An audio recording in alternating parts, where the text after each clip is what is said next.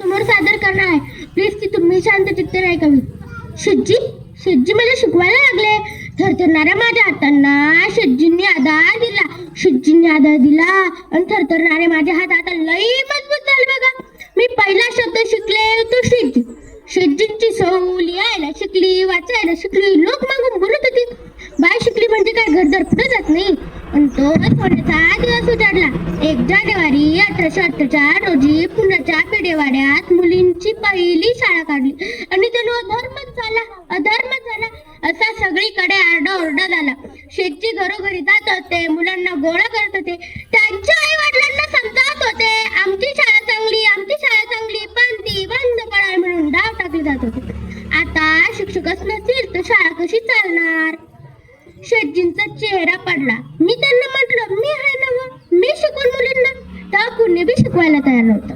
मी मन घट्ट केलं आणि टाकलं पाऊल पुढं.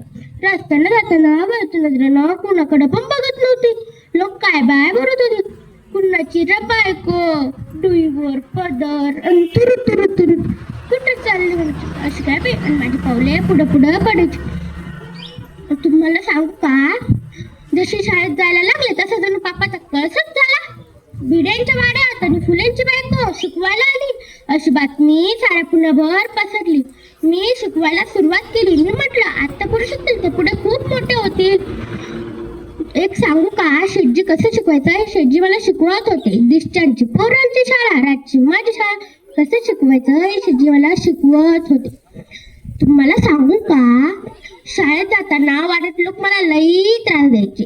दारात उभे राहायचे, टोमणी द्यायची, शिव्या द्यायच्या आणि म्हणायचे, आली बघा फलटण, आवरा तिला, अगे सटवे, धर्म बुडवतीस की काय, असं म्हणून मी घाबरायचे. कोणी शेण कोणी चिकन टाकायचं, कोणी पाणी टाकायचं. नसाच एक दिवस एक दगड खटकन माझ्या कपाळी लागला आणि रक्ताची चिरकांडी उडाली. म्हणे बापाच फळ असंच मिळायचं. तेव्हा एक दिवस एक गटिंगबाज माझ्या समोर येऊन उभा राहिला आणि म्हणतो, कसा माग व्हायचं माग, बायच्या जातीला एवढं जोर पडलं. मी पण गप्प बसलेला, लाठी उचलली बायच्या जातीला कणकर असं लागतं. तेव्हापासून माणसावर माझा वचक बसला.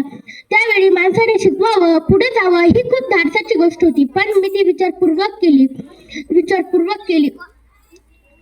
तुम्हाला सांगू का, मला मूल बाळ नव्हतं याचं मला कधीच दुःख झालं नाही. लोक नाही ते बोलायचे, काहीच करून गेले.